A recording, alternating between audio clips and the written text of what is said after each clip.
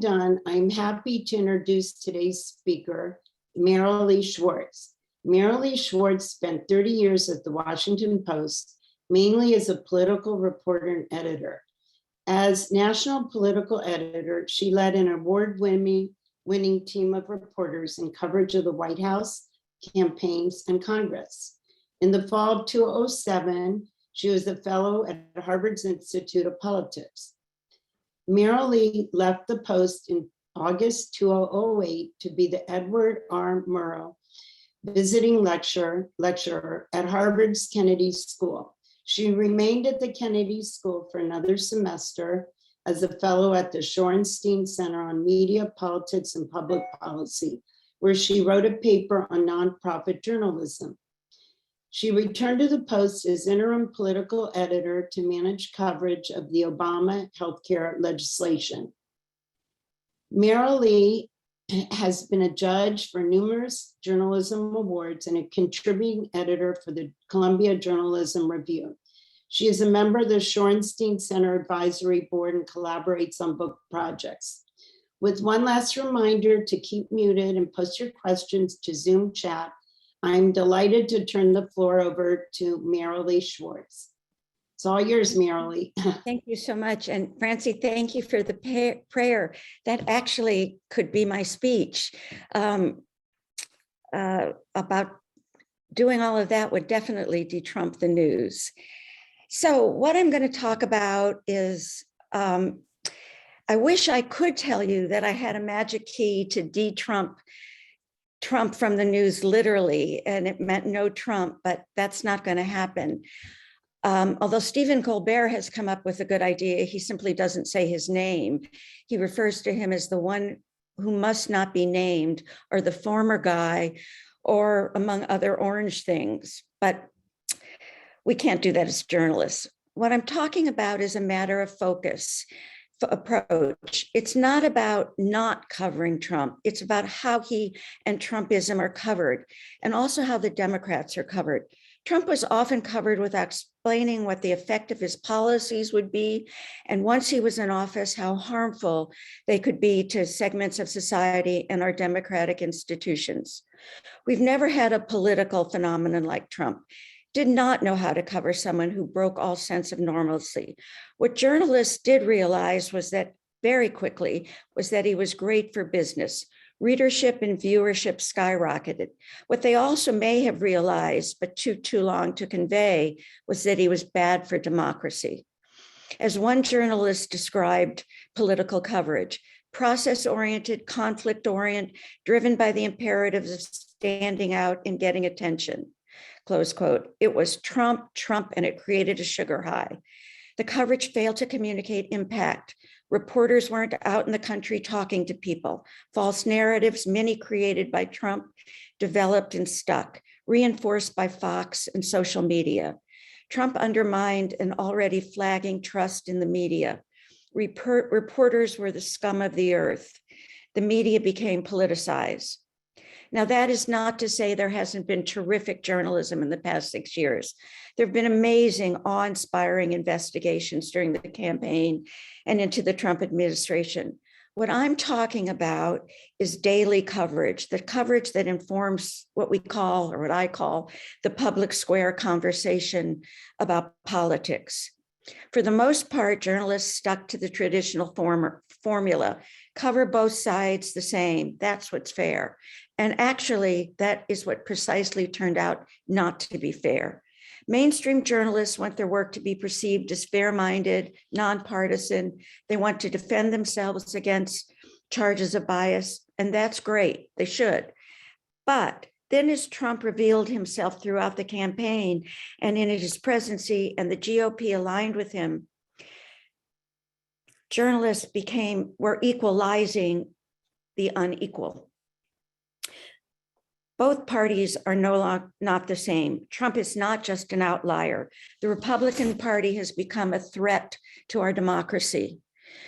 I quote here Norm Ornstein and Tom Mann, congressional scholars, in an op-ed they wrote some years back that underscores this point and is key to my belief of how to de-Trump the news. Quote, We understand the values of mainstream journalists, including the effort to report both sides of a story, but a balanced treatment of an unbalanced phenomenon distorts reality.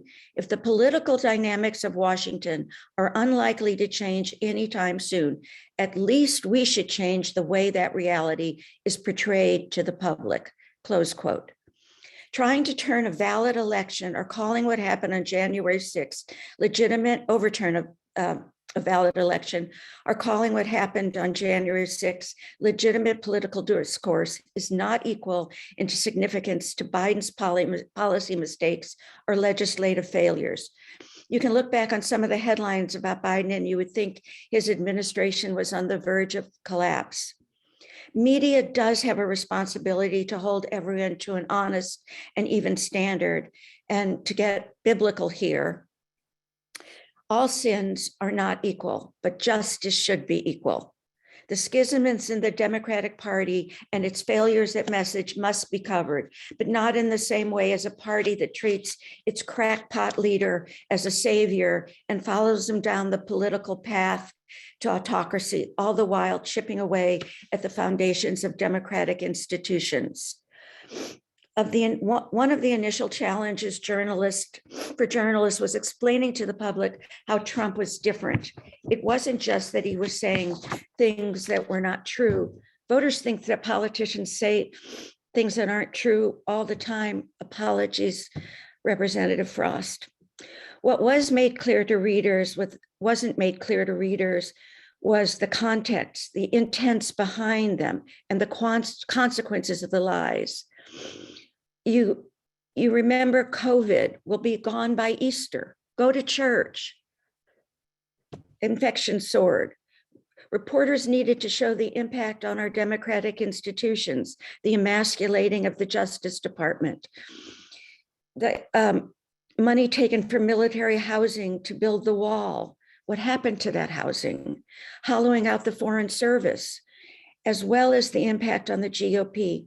Not just tell it was happening. As Scott Simon said in this space last month, journalism's purpose is to have impact and credibility. To do that, journalism has to show, not just tell. When someone is lying to the American people and they are paid with taxpayer dollars, it's important that we say that. And we have to explain what is a lie. Do you know if that person is knowingly saying something that is inaccurate? Are they misspeaking? And why are they saying it? I remember in the spring of 2016, I was at a reception. The editor was put a story that day, and the third or fourth paragraph began in a speech filled with lies and exaggerations, Trump, da, da, da, da, da. And I just told Marty, it was so great, it was so great. And he just stared at me and said, well, it wasn't great until they actually put in the lies and the exaggerations. During the last 6 years, there was just not enough brutally honest coverage that described Trump's behavior accurately, including his syntax, and gave context to his preposterous lies. There was an Australian reporter who was here, I don't know, maybe 2018 or so, covering the Australian Prime Minister, who was having a meeting and a press conference with Trump. And she wrote about how shocked she was to actually see and hear him and see how he was recovered. And I quote her, in most instances, presenting information in as intelligible a form as possible is what we are trained for. But the shock I felt, half an hour of unfiltered meanderings from the President of the United States, made me wonder whether the editing does our readers a disservice. She continues, I understood the dilemma of normalizing Trump's ideas, policies, the racism, misogyny, and the demonization of the free press. But watching just one press conference helped me understand how the process of reporting about the president can mask and normalize his full and alarming incoherence, close quote. Now you know why it's important to de-Trump the news. As we all know, a narrative about Trump in the election took hold, and there are voters who are never going to change their minds, reinforced daily by Fox and other conservative news outlets. It's easy enough for any politician who doesn't like some story with negative revelations to denounce the platform as biased, to rally supporters who don't care much whether the story is true or not, fake news. And of course, the right-wing media doesn't care about accountability. They are agenda-driven. Be damned the context, even the facts. Distortion is a way of life. And it's getting harder and harder to reach millions of people who only get their information from those news sources. And so many of those people already distrust the government, science, the political process. Trump is their guy. He told them they are right. They don't give a damn about the big lie. I'm not sure anything mainstream media could or would have done would have reached them and brought them around.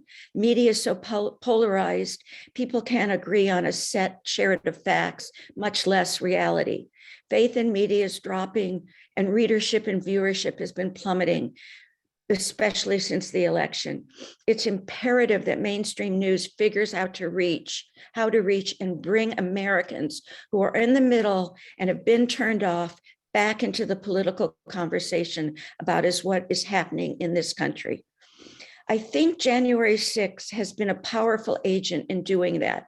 January 6th itself, the horror of the events, and now all the revelations coming out, and more recently, the responses by Trump have jolted coverage, more de-Trumping.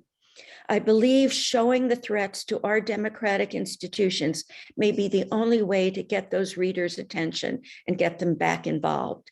In the meantime, we need to learn lessons from past coverage. What Trump said for so long was covered with a shrug. Oh my God, he wants to buy Greenland. He's in love with Kim Jong-un. Reporters belong in jail. By the way, as a harbinger, a scary harbinger, a reporter was just arrested in Turkey and jailed for saying something unflattering about the president. It can be easy to dismiss Trump's rantings, but it would be foolhardy to ignore what he is saying or thinking. As Dan Balz wrote in his Sunday Washington Post column, quote, "Of course he wanted to overturn the election," a reader might say. "So what's new? Time to move on." But Dan warns, quote, "That's exactly the danger that continues to exist, a weariness with all of it. What he is saying now provides a preview of how he might try to use his powers if he's restored to the Oval Office," close quote. Journalists have to show the lies, as Marty said, and as Dan did in his column, which I want to cite an example for, because when you do it this way, you can't claim, oh, it's out of context, they're lying. As Dan wrote in his column, former President Trump has told some big lies over the years. One of the biggest, it now appears, came clear on January 7th, 2021, the day after the riots. The next day, in a videotaped address, he said, finally, that he was outraged by the heinous attack on the Capitol. America is and must be a nation of law and order, he said. The demonstrators who infiltrated the Capitol have defiled the seat of American democracy. This is Trump. To those who engage in the acts of violence and destruction, you do not represent our country. And to those who broke the law, you will pay. 1 year later, we know how much he didn't mean it.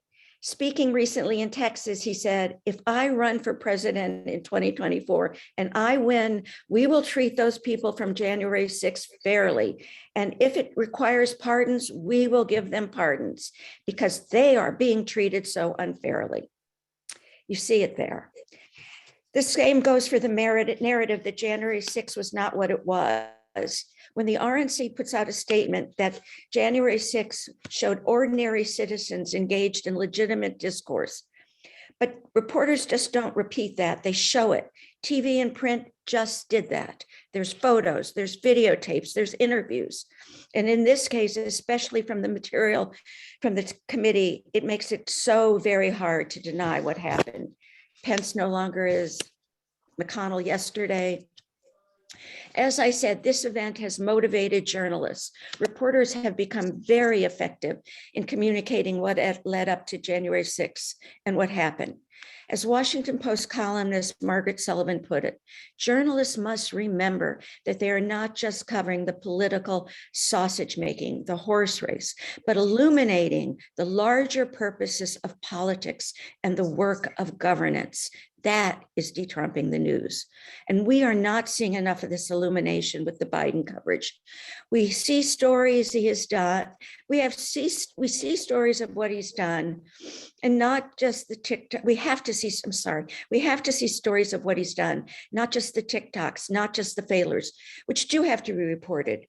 And there have been stories on the environment, overturning Trump regulations in housing, pollution, health, and education. The stories are there way back, not on the homepage, but nobody is reporting how these policies are changing lives. All the focus is on process. Successes are viewed as simply political victory. Social media has a big effect on this. Reporters are writing too much for themselves, especially on Twitter. Readers hate that. Being seen as analysts and reporters. Don't do that. Show me. Don't tell me. That is what opinion columnists are for. Figure out ways to challenge perception, not just present. That too is de-Trumping the news. Sullivan, along with other journalists, including Jeffrey Goldberg of The Atlantic, have been pushing news organizations to make democracy under siege a central focus of the work they present to the public, to show how much trouble this country is in. Professor Ruth Ben-Ghiat, a history professor at NYU, told Sullivan, quote, "We are losing our democracy day by day, and journalists are individually aware of this. But media outlets are not centering this as the story it should be," close quote. But news outlets are making shifts in their approach, and many are now defining democracy as a core coverage area and devoting more space and prominence to the issue. As Perry Bacon wrote in a terrific column in the Post a month ago, The Atlantic is training its editorial focus on the crisis facing democracy in America and across the globe. Democracy has been the subject of the magazine's past two cover stories. ProPublica now has a democracy reporter. Major news organizations are assigning reporters to cover voting rights. Quote, "Few choices are as important in our business as which stories we elevate to that 24/7 coverage," close quote. Mother Jones executive Monica Bauerlein wrote in a recent essay calling for the media to make the war on democracy the center of its coverage of American politics. Quote, "What matters is that we crank up the volume in both quantity and loudness on this issue. And if that means cranking it down a bit on the Kristen Cinema tea leaf reading, maybe that's okay." Close quote. News organizations got so tied up and invested in politics, and especially Trump. All resources went there. I remember a year or two into the Trump administration reading a piece by a freelance foreign reporter who said she couldn't get any kind of foreign policy story or feature placed because editors told her there was no room for it. And we readers were the worse for it. We have to write and broadcast stories both for an audience that is and isn't obsessed with the political stuff day by day. And we have to think, what is the best and most clarifying way for a reader or a viewer to absorb what is happening to the country? The prospect of major media losing independence and influence is really bad for democracy. I think mainstream journalism is up to the challenge. For a while, I didn't, and I was worried. But now there is a lot more showing going on. There has to be. That is the way to de-Trump the news and help save democracy. Thank you. And I'm now eager to hear what you all have to say.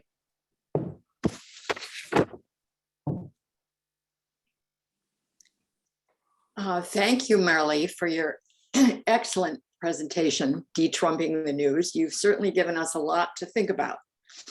If you have a question for Maralee, please post it in the chat addressed to everyone. Now I'd like to introduce Sid Booth, our excellent moderator for the question and answer period. Sid? Hi, Maralee. Well, you gave us a lot to chew on, and the flavor isn't very good, I have to tell you. No fault of the author, but it's the topic. The first question out of the box is from a journalist and a friend of journalists, and finds many reporters are presumed to produce stories that show partisan divides are good for clicks and the bottom line. Is that a question? I think so. Oh, yeah. What's your take on that? I hope I kind of made that point when I talked about what journalists were thriving on was conflict, trying to get attention, the partisan divide. And as I said, we have to cover it, but we have to cover it in perspective and with what's equal and what isn't equal. And sometimes you lose some clicks, and it's been tough on journalists and journalism in the business sense. Yes. Barbara Diskin wonders if you think it's even possible to return to a society where the truth is universally valued. No. No, I mean, there are people, as I mentioned, we're never going to reach. But the challenge now is to reach the people who are turned off, to get this to be more of a conversation about what's going on in our country and what we can do about it. But no, we're never going to, that reality just won't exist. And frankly, it didn't exist before Trump. He just made it so much worse. Betsy Broder asks, to what extent is this distortion of the news the result of the commodification of news? What will sell or get views?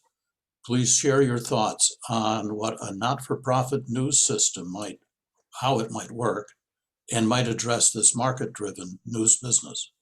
Well, we have now a lot of successful nonprofit news organizations, including ProPublica, and more, especially in the local level, many more are developing, and I think doing pretty well.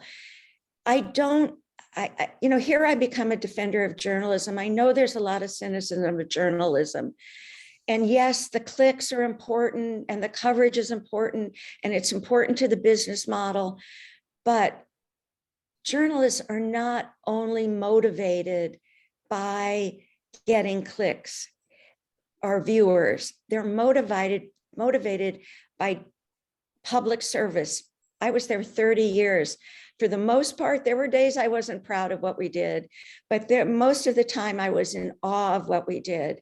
And readers didn't always like it. Readers didn't always pay attention to it, but I felt that we were doing our calling and our mission. It was shocking, for a shock to the system after the election to see the ratings and the subscription levels drop. News organizations are finding different ways to bring in revenue. They're also expanding coverage to areas where there's an interest that hasn't been tapped, be it technology, certain business, more lifestyle. There's a lot more of that being invested in. So I'm not going to be cynical that all this was driven by the desire for clicks. And I'm also not going to say it wasn't completely. Ed Grossman says, dollars play a similar role for nonprofits as for profit enterprises. Eyeballs look the same on NPR as with Fox. Yeah. And so I say the same. They want to do coverage, especially like ProPublica. They want to do publish stories that have impact, that change people's lives. And that is their mission. Their owner, their founder, the Sandler family from banking, told them that that was their mission and that's what the family would support. And now, of course, they're bringing in a lot more money from donors, but the core mission remains the same. People are not going to betray the mission of journalism because they're worried about not having enough views. They're going to try to expand, try to find ways. And sadly, if it doesn't work, we lose those journalism organizations. In that regard, what would you say from your experience and observation is the health of the news business today? Well, the major, first of all, the numbers on declines in readership and viewership are scary. I think they may be leveling off some, but they're pretty scary.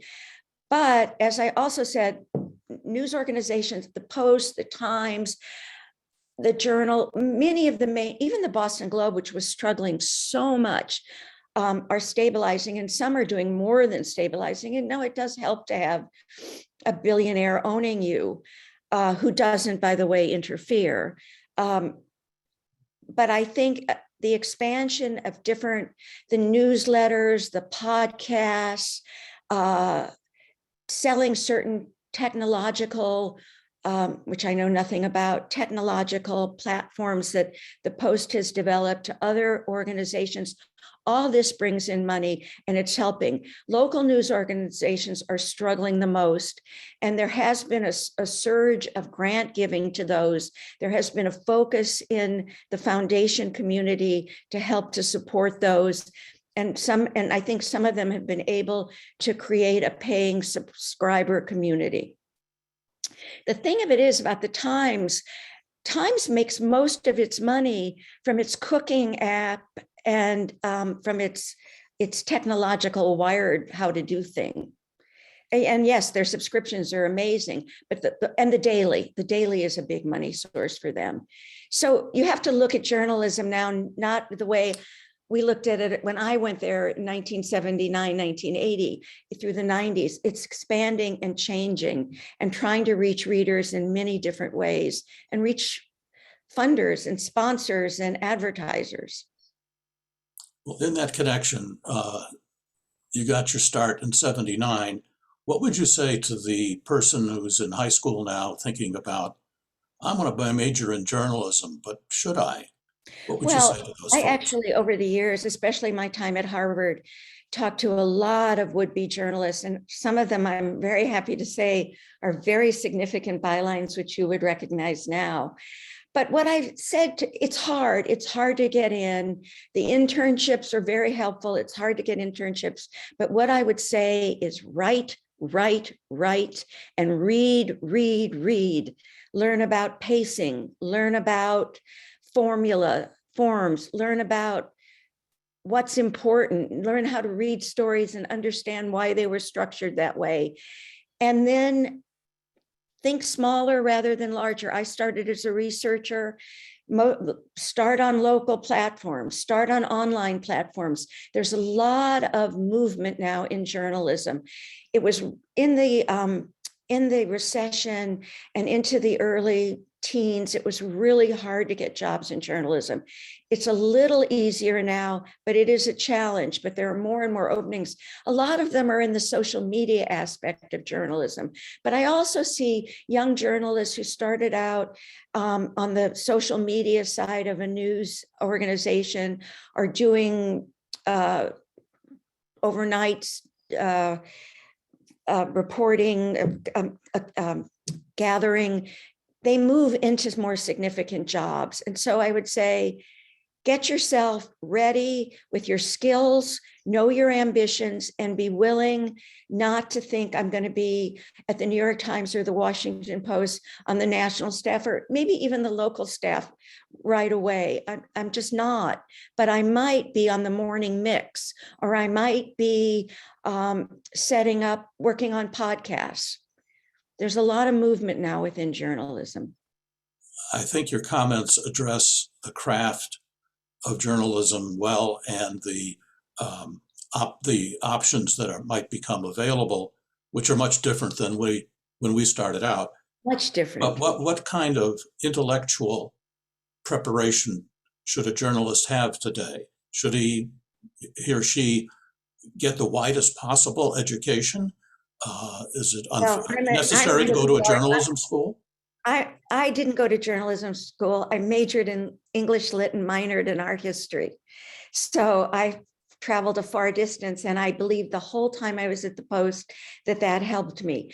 Journalism school, a lot of journalists do go to journalism school, and in a competitive environment, it might help. But I also think experience at your school newspaper, which of course I didn't have, and now online, if you've blogged, if you've been part of a podcast, I just think a range of, if you've worked at a radio station, if you've volunteered for a foundation that puts out publications, I just having some kind of on the ground experience can really help you. And of course, you have to know how to do, you have to know how to make a video. You have to know how to write a blog, all those basics that I didn't even have a clue about, and didn't exist. You have to be very versatile with. You have to know pictures. You have to know, go out there and take your own pictures. You may not be the staff photographer, but if you can supply a picture, which reporters often have to do even now with their own stories, or a video, or take a video, interviewing people on video, do all of that. Thank you. Getting back to the comments section, and I don't think I can give context for this, but I hope you know what we're talking about. Alan Carpian asks, so why did Barry Weiss quit the New York Times over its treatment of Tom Cotton? De-Trumping?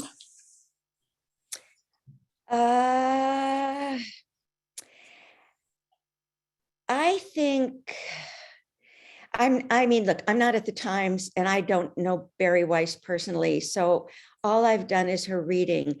I think you might call it some, it's been called cancel culture. She's called it cancel culture. I don't think it's de-Trumping. I think Barry Weiss was seeking at the end a more, as open as editorial pages have become to differing viewpoints and more voice, more expression, even in the news pages. I think Barry Weiss's mission and agenda was going to be filled when it was completely run and dictated by Barry Weiss without the confines of the standards and the practices of the New York Times editorial page. The Tom Cotton editorial, you can make a case for different voices, but you can also, I completely understand why the journalists at the New York Times got so upset about that. And there is a big question in journalism, what do we give a platform to? Do we give a platform to Trump? Steve Inskeep at NPR gave Trump an interview. He gave him that precious NPR time until Trump hung up on him. And Trump hung up on him because he wouldn't answer any of Inskeep's questions, and Inskeep pushed back on everything, which is, of course, the only way to do that. But I've talked to people at NPR who are unhappy that Inskeep even gave him the platform. So it's really, I'm not going to come down one way or the other on this.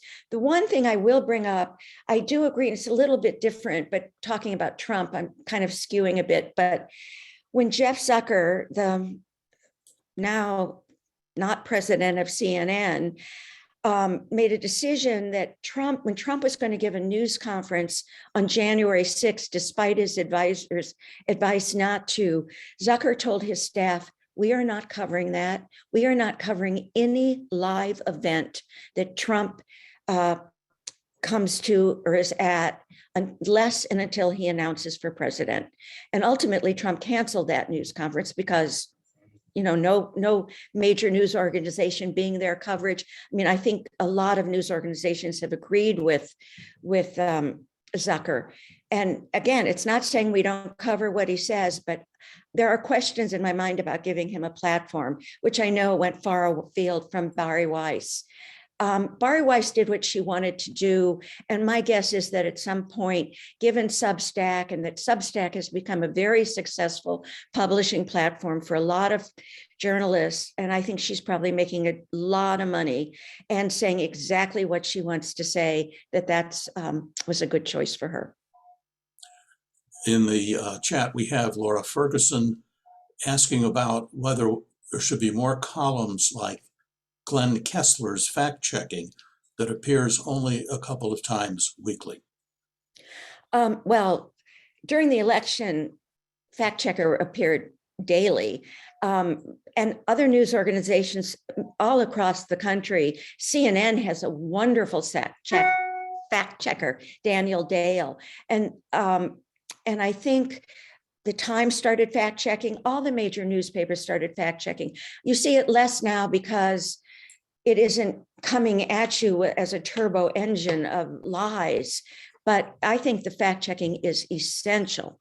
And I applaud Glenn for what he's done and all the other fact checkers. There is now a fact checkers journalist association, and they have conferences.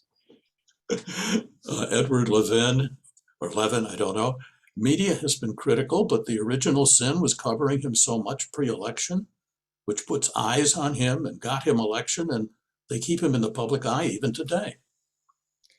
Well, I hope that I addressed that in my remarks. Yeah. Yes, I did say he was a sugar high, and no one knew how to cover him. I had lunch with the political editor during the 16 primaries, and he was asking for some advice. And I looked at him and said, I have no idea how to tell you how to do this. I never confronted anybody. I did say, which they didn't do, was to be out more in the country talking to people. And I said that again today. We need to be out there more to understand why he does what he does, what's happening in politics and what people need. But it was really hard not to cover Trump that much. You had to hold it. My problem was that he wasn't held enough responsible. There has been some pulling back. You don't see quite as much coverage, and you see it more in context. But I was hoping that was my whole point of trying to de-Trump the news, because we got so trumped up. Russell Mishaloff, yes, democracy is under siege. My sense is the journalists are not the problem. Many are saying so and doing so quite clearly. The problem is a surprisingly large percentage of people are not listening. So back to the question, how to reach them? Well, again, I agree. A lot of people aren't listening, and people respond in elections and to news when there's a threat. And democracy is now a threat. And what I was trying to explain in the piece, in my remarks, was that I'm not a we anymore. Journalists have to figure out how to reach those Americans who are more turned off to the day-to-day stuff of the news, who are more in the middle, who are in fact reachable but not engaged. And I think January 6th shook up a lot of people. And I think the material coming out, the outrageousness of the Republican Party, the outrageousness of Donald Trump is scaring people. And I think what journalists have to do is exactly take a leaf from the book of Trump. Repeat, repeat, repeat. Go out in the country, find stories, find examples of what is happening to democratic institutions, just like they are now trying to do with voting rights. It's hard. It's really hard. Liz asks, referring to the question of truth, do you believe there is one single truth? Don't we also need to read reporters and media we may not agree with? Oh, absolutely. I mean, the national editor of the Fox made a point of always watching Fox, and we have to be aware of what they're saying. But that doesn't mean it's the truth. But I think it is our obligation to watch, to listen, to read, and to acknowledge that in our coverage, to acknowledge this is what Tucker Carlson is saying, or this is what Rich Lowry, a more reasonable person, is writing in the Review. we have to let those people know that we are listening, that we are watching, and we should acknowledge when we agree, and we should explain why we disagree. But yeah, there is no one truth, but what they're putting out sure isn't much of the truth. Maralee Schwartz, there's talk in the journalistic community and by those who cover journalism that Biden has taken an unfair hit on the success or failure of his administration because mainstream journalists are trying to prove they can be as tough on him as they were on Trump. Yeah. What do you see? Well, that was a point I should have made. I mean, I made the point that there's so much focus on Biden's the process, the failures, what didn't happen. And even when he has a success, it's not expanded on. It's treated as politics.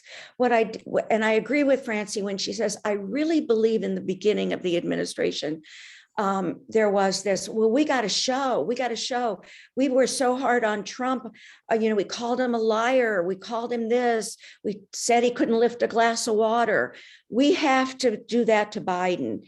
And it got out of proportion. I mean, this became whataboutism and false equivalencies. And yes, I think journalism, self-conscious journalists initially self-consciously did that. There's remnants of that now, but I think it was a big motive in the beginning. David Diskin, do enough journalists realize their responsibility to uphold our democracy trumps all else? Wait, I don't quite understand. Well, he was playing on the word there, but asking whether enough journalists see their own responsibility as upholding democracy. Yes. Well, yeah, there's a lot that don't. We know that. They have their own vision of what democracy should be, and it looks like autocracy. But journalists care about this country. I can pick out some who just care about their careers, but there aren't anti-little d democratic journalists working in mainstream journalism. And if they are, they're not exposing that or letting that drive how they report the news. I just wish people could see, I'm going to get all hokey and sappy here. I wish people could see how hard journalists work to get it right. I should note here that the Trump effect is at play here at Lunch and Learn. I have never seen the chat lit up with questions as it has today, 3 to 4 times as many as usual. B. Berman, any comments on Sarah Plain's libel suit against the Times? Oh, what a mess. And if she wins it, or if she appeals it, loses and appeals, it's bad for journalism. The Times mucked up. They really mucked up. The original editorial writer made a reference to the shooting of Gabby Giffords in Arizona, but the editor made the connection much more direct. And it was deleted in the next edition, but once it's on the internet, it's there for life. And she sued, and the court accepted it. It's a hard case to prove because to prove it, you have to prove malice of thought. And James Bennett, who I think is a great journalist, I know there's a lot of people who disagree with me, did not do that with malice of thought. I think he was the editorial page editor. He's outraged by gun violence, and he let that get the better of him. He did apologize to Palin, but then I just read yesterday, talk about bureaucracy getting in the way. He wrote an apology he wrote an explanation to put out as a statement. And the PR staff of the paper took out the paragraph in which he apologized. Well, I know. The reasoning is, and I read this rather quickly yesterday, the reasoning is that it's against policy because, ironically, it can make you liable for lawsuit if you say you've done something wrong like that. I don't know. It's sometimes policy, but whatever, she never heard the apology or never saw the apology. But I think, again, I'm not following it day by day because it depresses me so much. But I think media lawyers and media scholars have said this is not looking good, even if she fails. If it goes to the Supreme Court, you have two justices who've already, Thomas and I think it's Gorsuch, who said they want to revisit Sullivan versus the New York Times, which protects reporters. So I'm real worried about it. Melanie Aaron, you mentioned more coverage of the impact of the policies of Trump and the Republican Party. How can we get that to be more prominent to the reader? Well, this is my violin. I mean, there isn't a reporter who worked for me who doesn't know, go more out in the country. When I was congressional reporter, and I had one of the reporters was covering appropriations and where money was going. And he would do those stories in like 12 inches. And then I would send him out. So say he was doing a story on peanut subsidies. I would then send him to peanut country to write about what those peanut subsidies mean, or if their loss mean to the national economy, but uses the metaphor. You can tell I was an English lit major, the Georgia peanut farmer. And what's happening now is we're doing it with voting rights, but what we're not doing it with, we never went out there when Trump was pulling one regulation, killing birds, taking off endangered species, putting chemicals, letting chemicals out that were particularly destructive for children. Reporters would say that, but then did they go out in the story and write it? No, and they're not doing the same with Biden. I mean, obviously the infrastructure bill the money is just going out there now, but there need to be stories about what it would mean. There need to be stories about fundings and what education means, just like there needs to be stories when bad things are changed.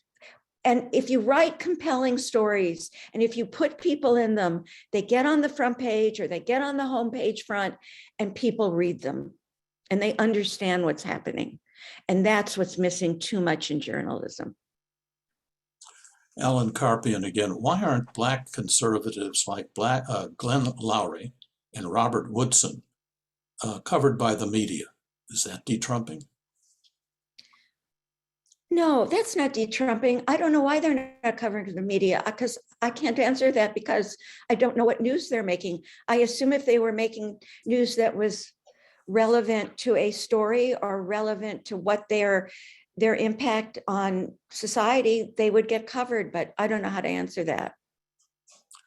Stu Schwartz, as a journalism professor, I make a point of always telling my students to remember they're doing a public service in informing citizens.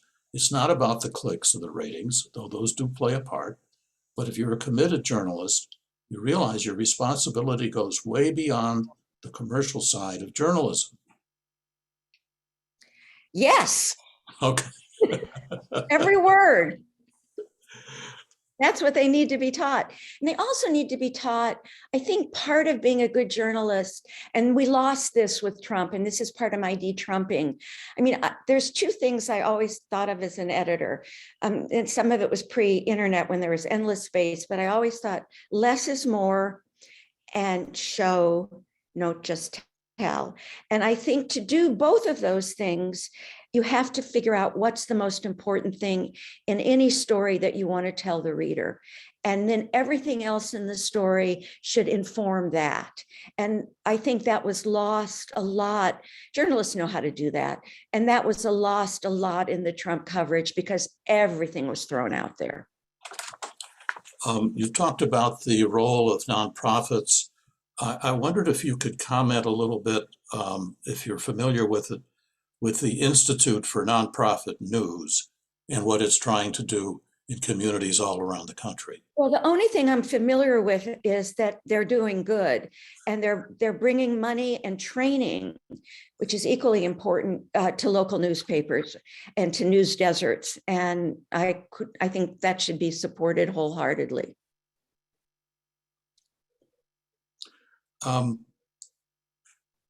Are Trump's followers lost to the truth, at least as we would see it? Some of them.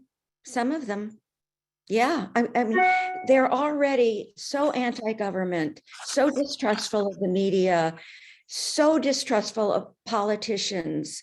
I mean, look how Trump talks about politicians, not just Democrats. He talks as ugly as about Republicans if they're not, completely sucking up to him and reinforcing him. So those people, we're not going to get them back. I actually thought COVID might bring some of them back.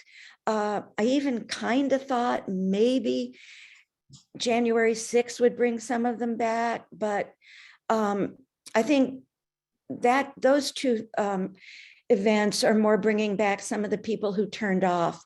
I just think there's going to be a portion of this country, I don't want to assign a percentage to us, that are lost, have been lost, and Trump enlivened them and nurtured them. And they now have formed and social media has allowed them to form a community. Have you ever seen polling that might show how many people really care about the truth? I'm sure there is polling, and I wish I would have looked it up. There is, I mean, there sadly is polling that 10% of Americans think it's all right to uprise and use violence against the government. So I'm hoping that means that 90% care about democracy, but I'm sure we could find that poll, but I haven't seen it. All right, so now you're the city editor in Washington, D.C. Would you assign a reporter, you have a topic that needs to be covered to explain the harm done by the policies you've identified? It's your job, Maralee. Well, I think that's an interesting, I mean, as I said, news organizations are turning more to doing that. The Democracy Reporter at ProPublica and voting rights reporters. I think what I would probably do is have a reporter who covers a beat, an education reporter, a health reporter, that I wouldn't just, I have to think about that when we're not here, but I wouldn't just limit that person to covering the damage, because that's not good for readers just to hear the damage. Look, I depressed you with my remarks and I was trying to be hopeful at the end. So the last thing I want to do is just write about all the bad stuff. I think if you're covering education, and there's the best education reporter in the country online here, Valerie Strauss, I think you have to Amen.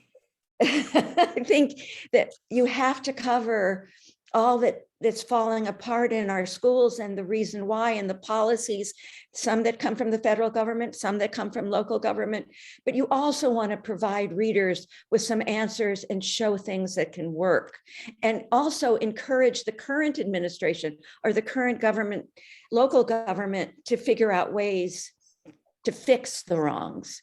So I'm not sure I would just do stories, although some stories might in fact just be focused on the wrong, or you might do a series on the wrong. I mean, there's all different ways to think about it, but you can't just cover the wrong. You want to shoot yourself too. I know you're not on, your experience is not on the publisher's side, but can you give us a sense of what it takes when a paper like The Post sends several staff members and technicians to cover or investigate a story that could take them off regular work for more than a year? What are we kind of dollars are we talking about, and how uncommon is that? Well, it got super uncommon a decade ago, not so much at the Post and the Times, but still more limited. And certainly the year investigations got more limited. It takes enormous resources, and I can't put a price tag on it, but we're talking, tens and tens of thousands of dollars.